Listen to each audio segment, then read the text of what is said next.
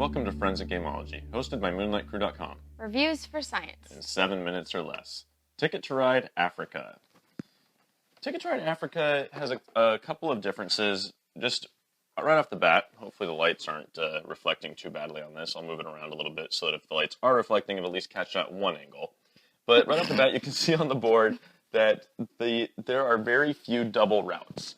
They're basically along the perimeter. You also have a couple, it's 4 countries that you can go to, but that's, been done before in Switzerland.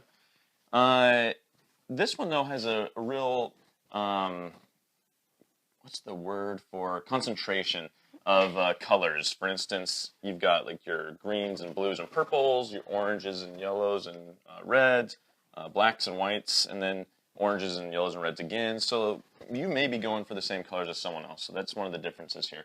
Obviously, I'm skipping over how to play the game completely because this is the expansion. If you're watching this, I trust you know how to play the base game. So one thing that's introduced in this is a different type of bonus in which you can play terrain cards. They match the routes that you are placing them on, and you double the value. For instance, a 4 train route is 7 points worth, so you would get an additional 7 for discarding 2 terrain cards that match it. Let's just jump right into simplicity versus complexity. This game is normal Ticket to Ride, and that part is simple. It's a game I would introduce to people, Ticket to Ride, to new gamers even.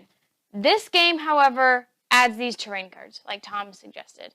And the rules on this are obnoxiously complicated. Even for me, last time we played, I remember, and I've played many times, and I remember thinking, what?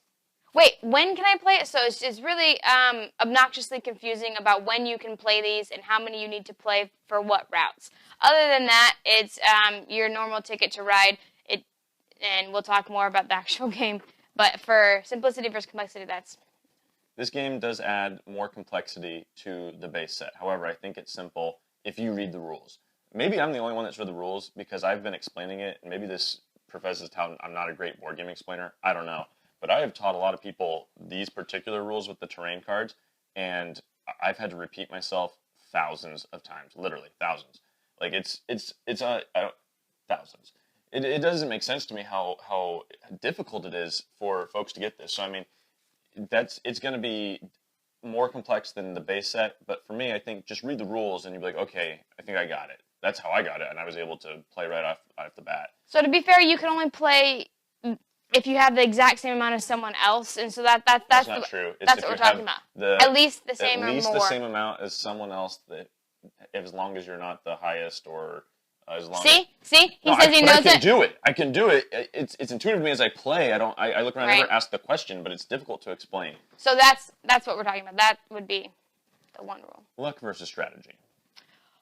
Oh, wow, this particular board is tough. There's lots of blocking. I've had someone get negative points.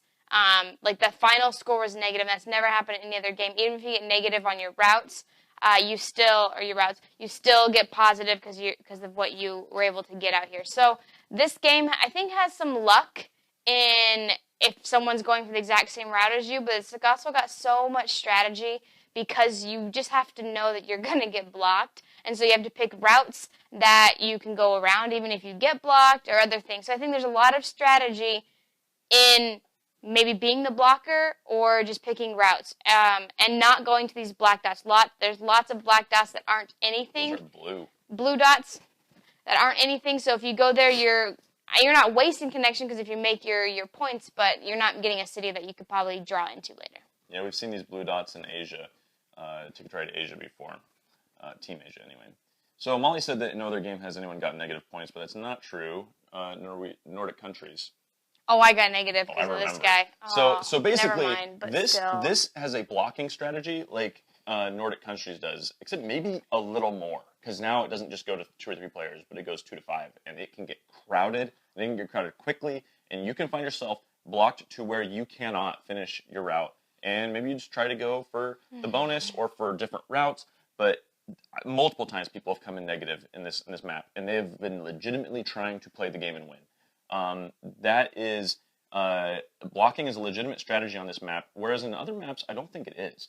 all the way. I think in like Nordic countries it is, but say like in Europe or even America or USA, I think you can get around. Whereas in this one, the strategy, it's a viable strategy to go blocking. As far as luck, I mean, I don't think it adds too much luck over regular Ticket to Ride. Fun versus boring. This is my favorite map. I love a viable blocking strategy.